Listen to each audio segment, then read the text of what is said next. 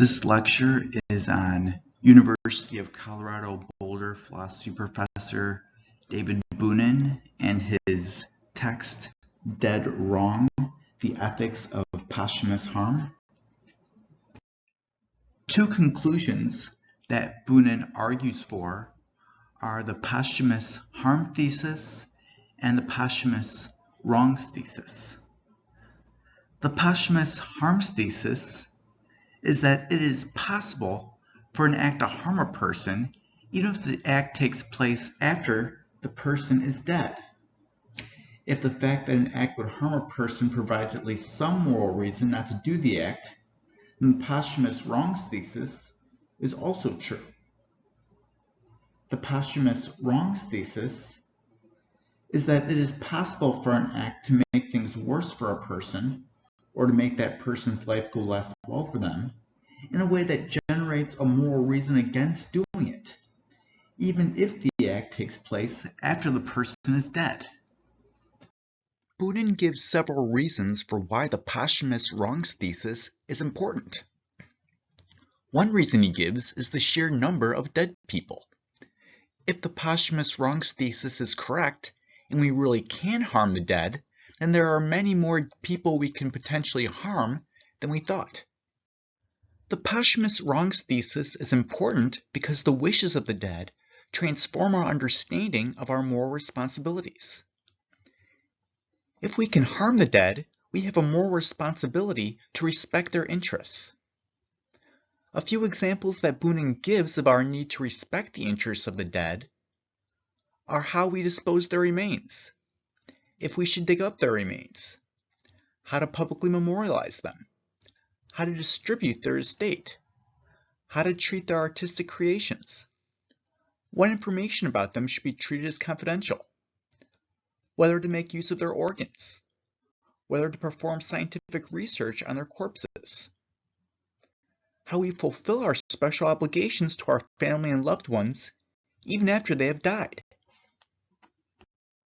Boonin says the posthumous wrongs thesis is important because dead people remain dead forever. Therefore, their interests don't go away. A time will never come when we no longer have to respect their wishes. The posthumous wrongs thesis is important because dead people can't stand up for themselves. They are a particularly vulnerable population that need to be represented. The posthumous wrongs thesis is important because we have special obligations to make reparation to those we have harmed. If we can't make proper reparation for those we hurt while they are alive, we can do so when they are dead. The posthumous wrongs thesis is important because if the posthumous wrongs thesis is true, we can punish dead people who have broken the law but weren't punished while they were alive. Since we can be harmed even after we are dead by not having our interests respected, assuming the posthumous wrongs thesis is true, it is important to make reliable arrangements to what happens to our corpse and possessions for after we die. The posthumous harm thesis is dependent on the truth of the unfelt harm claim. The unfelt harm claim expresses that an act can harm someone or make a person's life go less well for them while they are still alive, even if it has no effect on their conscious experiences, even if it does not and never will affect the level of physical or emotional pain they are experiencing. Boonin gives examples of people experiencing unfelt harm where it seems difficult to deny that things are not going as well for people as they think they are. John wants his colleagues to speak respectfully about him in his absence and believes that they do, but they in fact mock him mercilessly behind his back. Paul wants his children to be flourishing and succeeding in life and believes they are, but his children are really floundering. Alec believes he is living an outstanding life where he has accomplished many achievements, takes part in fun activities, and has outstanding friendships. But really, he is stuck in an experience machine. It's all an illusion, and he is really a brain in a vat in a lab somewhere. It's important to Rachel that only her husband sees her when she is undressed. and she believes she is successful in ensuring that is the case. But really, there's a peeping Tom taking pictures of her undressed and putting them on the internet. Bob's wife, Carol, is cheating on Bob without Bob ever finding out. Bob thinks he is in a faithful monogamous relationship when he is really not. Carol is harming Bob because she has done something that has made things worse for him, despite the fact that it does not make Bob feel worse that she is cheating on him because he doesn't know and will never find out. Thus, Carol inflicts unfelt harm on Bob by secretly cheating on him. Boonin offers justification for the unfelt harm claim by saying that hypothetically, if Bob were to find out at the end of his life that Carol had been cheating on him all along, Bob would probably believe his life didn't go nearly as well as he thought it did. Most people are inclined to believe that there is more to how well a person is doing than how well that person is feeling. Most people believe that an act can make things worse for a person, even if it doesn't make the person feel worse. All else being equal, a person's life goes better for them if it goes the way they want it to go. Since Bob wants his life to include a monogamous relationship with Carol, her cheating on him is preventing his life from going the way he wants it to go and is thus preventing it from going better for him. If Carol's cheating on Bob is preventing Bob's life from going better for him, then her acts are therefore harming him. Suppose, for example, we compare Bob's life to the life of an otherwise identical person for whom everything else is the same, except that his wife is not cheating on him. Call this other person Rob. When these two lives are set side by side, I suspect that most people will be inclined to agree that things are better for Rob than for Bob. The reason for Bob's life not being as good as Rob's life is that Carol is secretly cheating on him. Thus, Carol's acts are preventing Bob's life from going better for him. She is inflicting unfelt harm on him.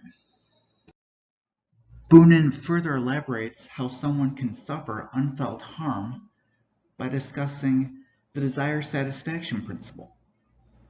The desire satisfaction principle entails that if A's act frustrates B's desire, then A's act harms B.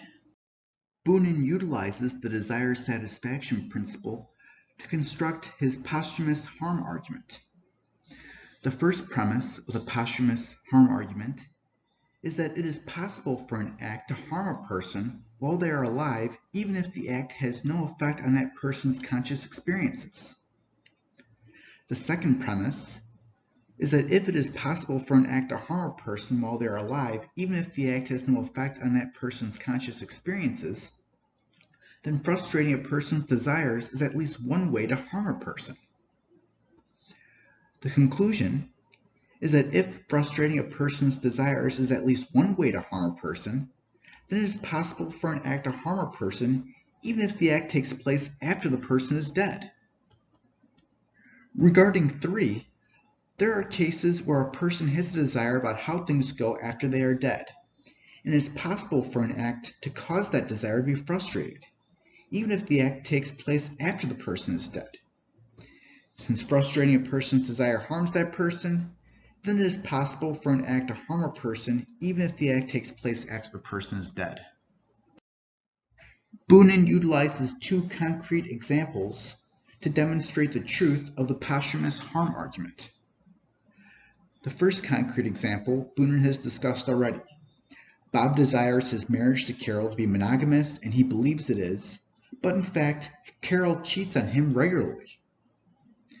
The second concrete example is Alice desires to have her ashes scattered near the top of her favorite mountain after she dies, and she believes that they would be. But when she died, her husband, Ted, instead decided to flush them down the toilet. Boonin uses the story of Carol and Bob and the story of Alice and Ted to construct an argument to demonstrate the truth of the posthumous harm thesis. The first premise is that Carol's acts harm Bob through unfelt harm.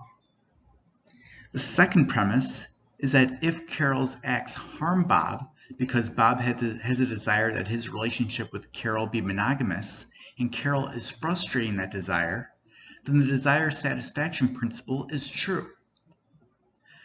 The third premise is that if the desire satisfaction principle is true, then Ted's act of flushing Alice's ashes harmed Alice because Ted's act frustrates Alice's desire to have her remain scattered near the top of her favorite mountain.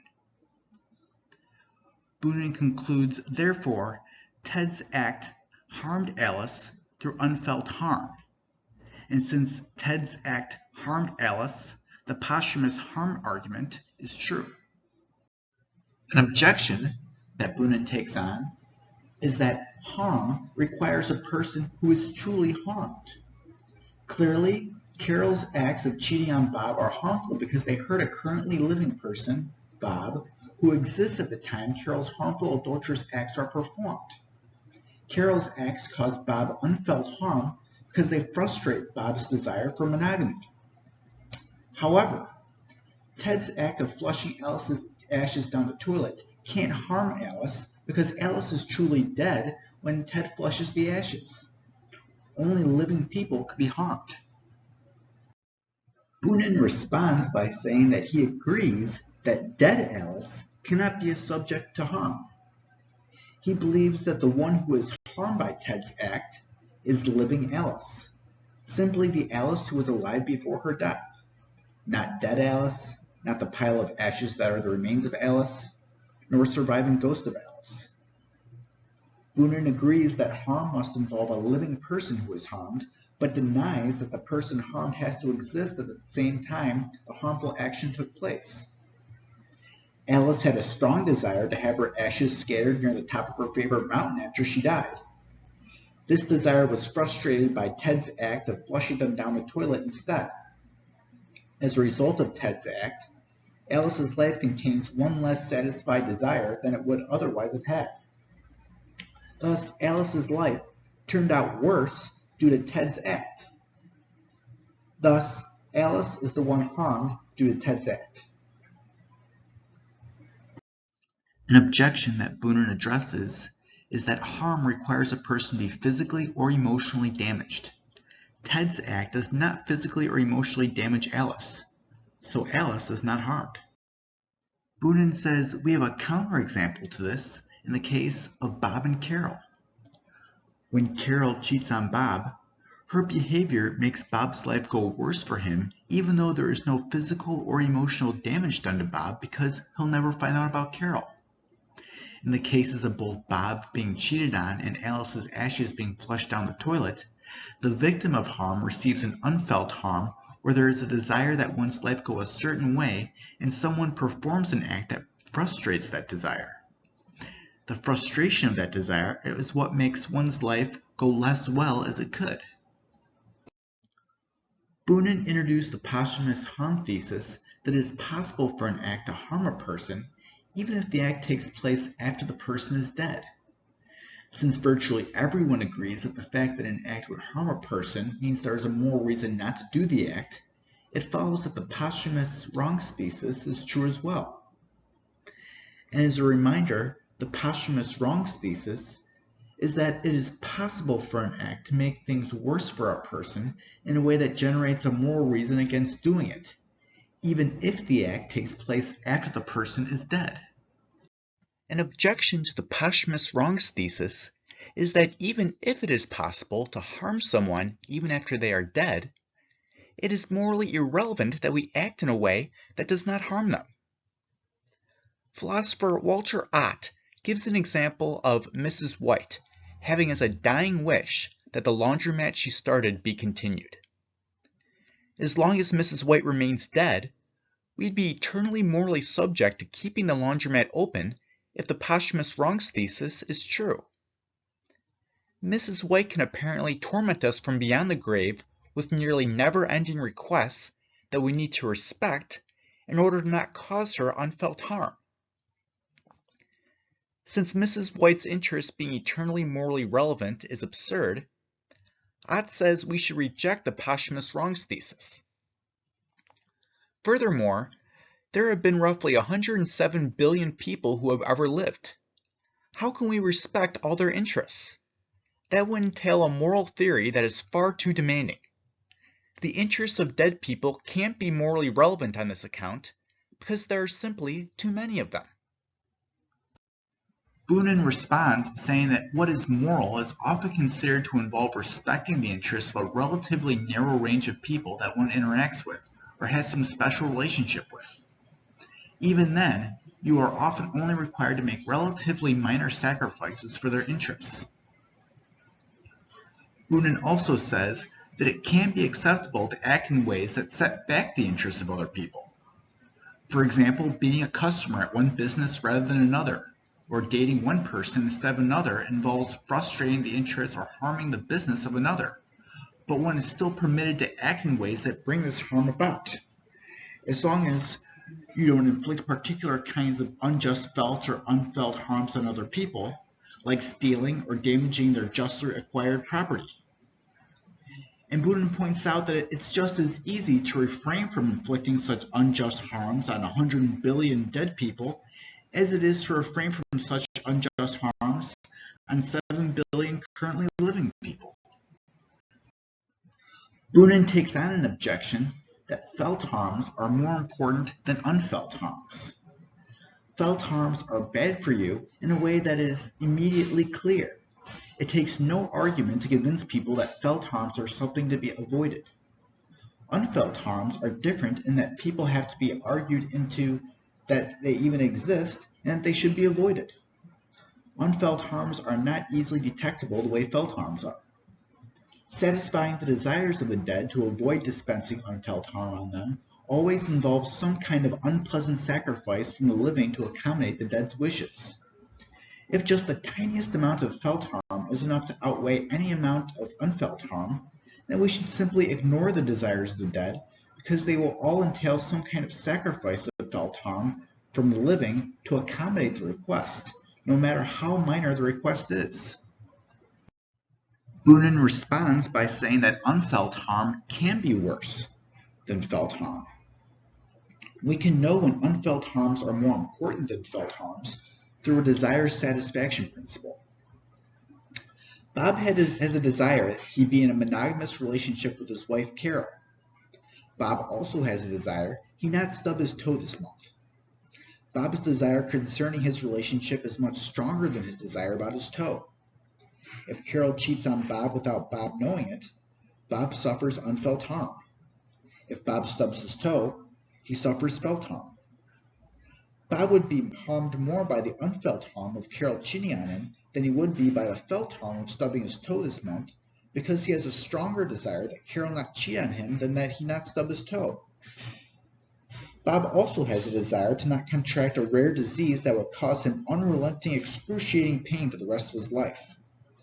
This desire is stronger than his desire that he be in a monogamous relationship with Carol. Bob would be harmed more by the felt harm of the rare disease than the unfelt harm that Carol cheats on him, because contracting the rare disease would result in a more frustrated desire than the unfelt harm if Carol were cheating on him. So we can determine if an unfelt harm is greater than a felt harm, or a felt harm is greater than an unfelt harm, based on the degree the acts frustrate or satisfy the individual's desires.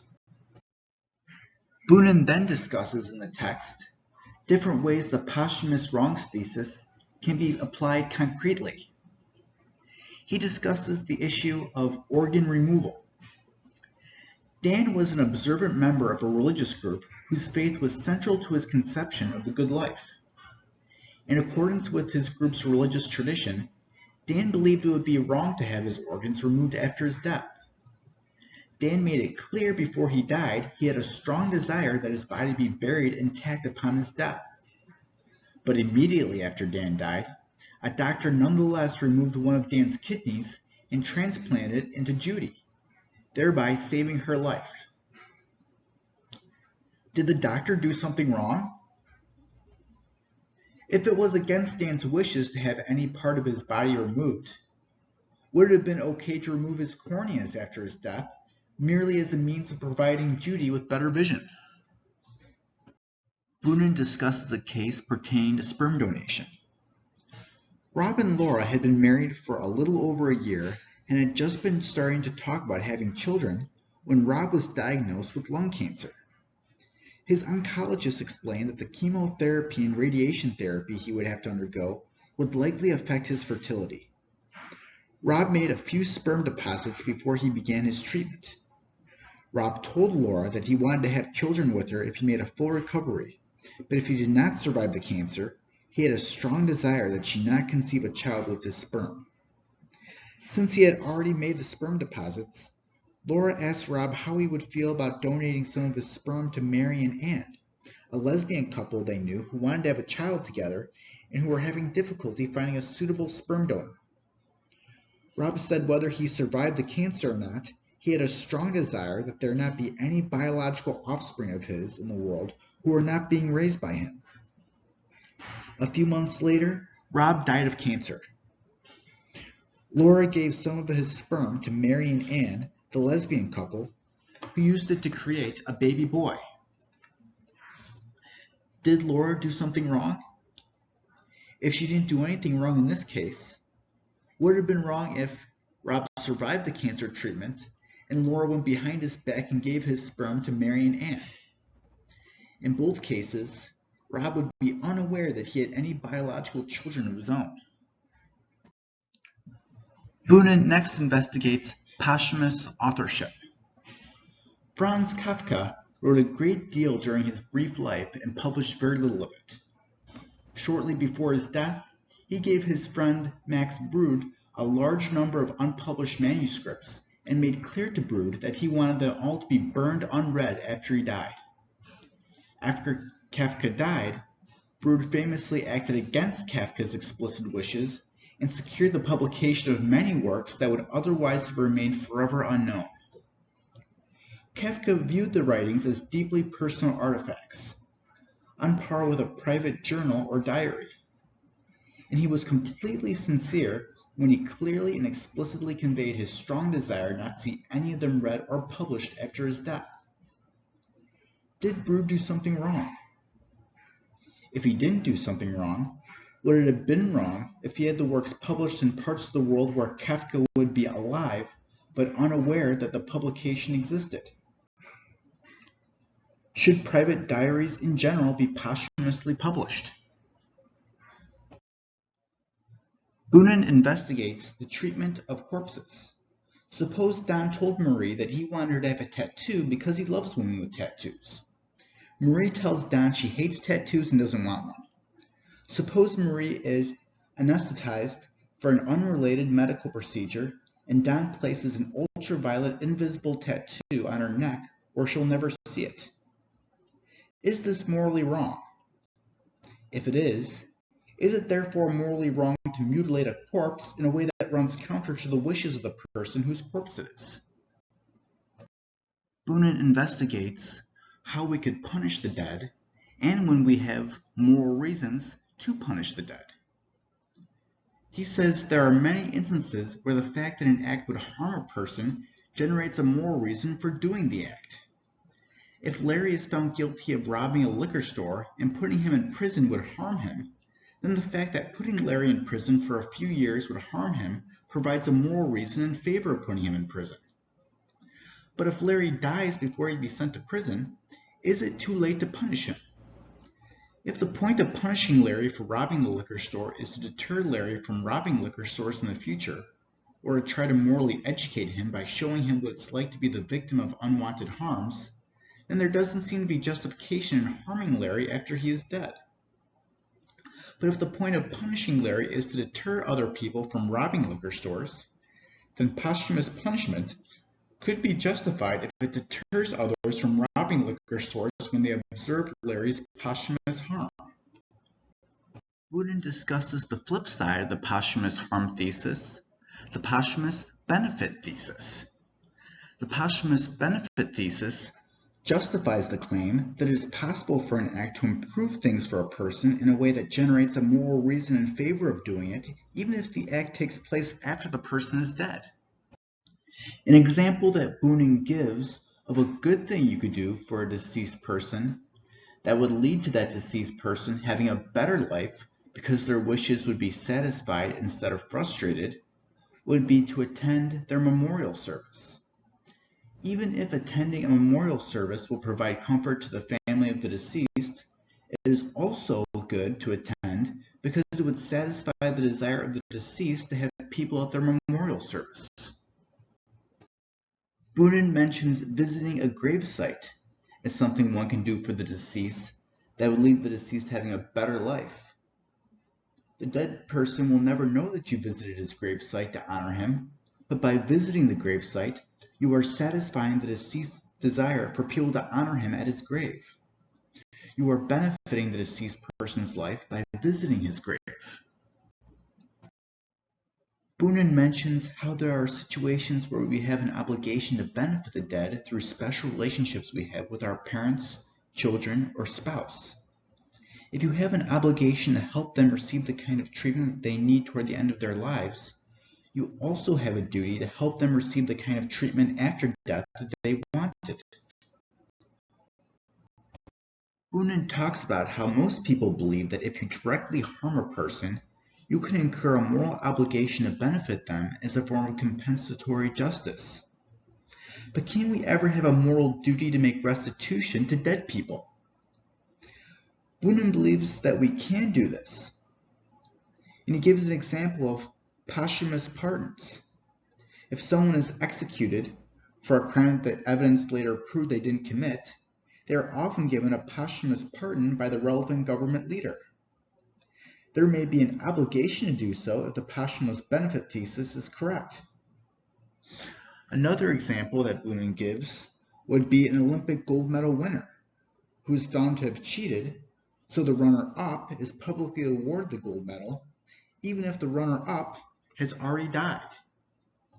In this case, there is a duty to award the deceased runner-up as a matter of fairness.